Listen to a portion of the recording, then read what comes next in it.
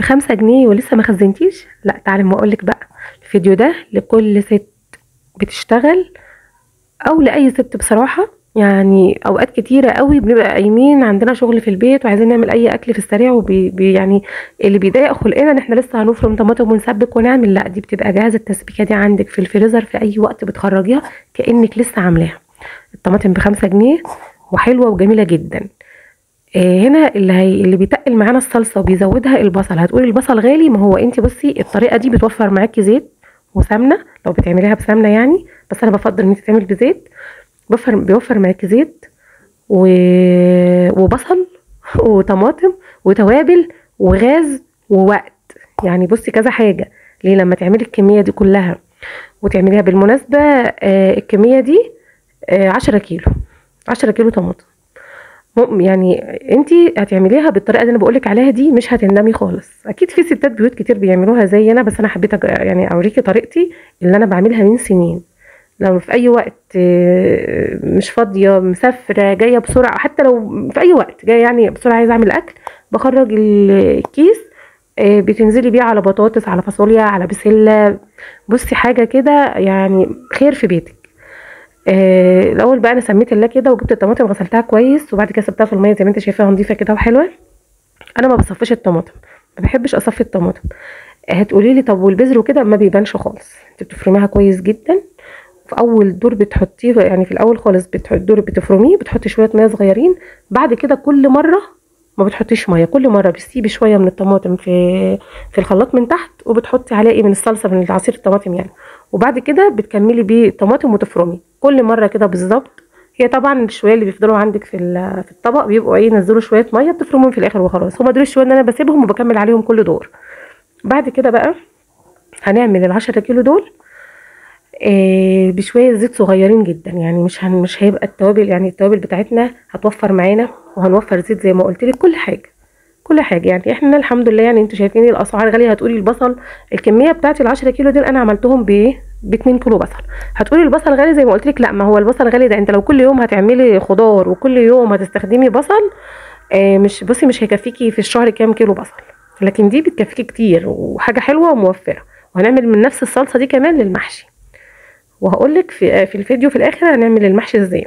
انا عندي هنا تقريبا اقل من نص ازازه زيت، مش هستخدمها كلها. طبعا الكيس لما بتخرجيه من الفريزر وبتحطيه على الخضار، لو عندك شوربه عايزه تزودي بتزودي، لو عندك سمنه بلدي مثلا عايزه تحطي بس يا دوب حاجه بسيطه كده تدي طعم، بتحطيها على الخضار يعني او المحشي او كده. لكن هو الزيت ده بس اللي احنا هنستخدمه زي ما انت شفتي كده في الفيديو. انا اخدت يعني مش خدت النص كله، يعني مش خدت نص الازازه كامله. بعد كده الطماطم هتشوفيها تقيله وجميله ازاي، ما فيهاش ميه عشان ما تاخدش معاكي وقت على النار. ما نحطش ميه كتير ليه؟ عشان ما تقعدش معانا على البوتاجاز كتير. هو يا دوب بتاخد الوقت بتاعها اللي احنا عارفينه بتاع تسبيك الصلصه. طب مش حاطه ميه. انا فرمت البصل في الكبه او تخرطيه بايدك، بس في الكبه بيكون افضل. هنحط بقى على ما بحبش احمر البصله. جربي الطريقه دي هتعجبك جدا وصحيه على فكره. عندي البصل هنا مفروم، نزلت عليه فلفل اسود وملح وبابريكا. فلفل اسود وملح وبابريكا بس، ولا كمون ولا اي حاجه. تحبي تحطي لاي طبخه هتحتاج كمون انت بتحطي براحتك. توابل اللي انت عايزه تحطيها بقى البسيطه بتحطها عليها. لكن احنا هنحط الحاجه اللي احنا عارفينها، الفلفل الاسود والملح وايه والبابريكا. البابريكا دي عشان تدينا ايه اللون والطعم. وهنحط شويه من السكر صغيرين. انا لما بحط معلقه واحده بس على الكميه دي كلها. بعد كده بقى عشان نعمل منها خلطه للمحشي. الخلطه بتاعتنا بتاعت المحشي بعد ما بسبك الصلصه دي وتبقى مسبكه يعني وحاجه جميله كده ومية مية. كل اللي احنا هنعمله اننا هنجيب الخضره، خضره المحشي بتاعتنا، هنخرطها كويس. وبعد ما تتخلط او تتفرم في الكبه انا بعمل معاها كمان بصلتين. دي بتاعت المحشي بحط معاها بصلتين كبار افرمهم او اقطعهم. وبعد كده بقى بسيب الصلصه اللي هعملها للمحشي لما تبرد خالص. بعد ما بتبرد خالص تماما بنقلب الخضره معاها.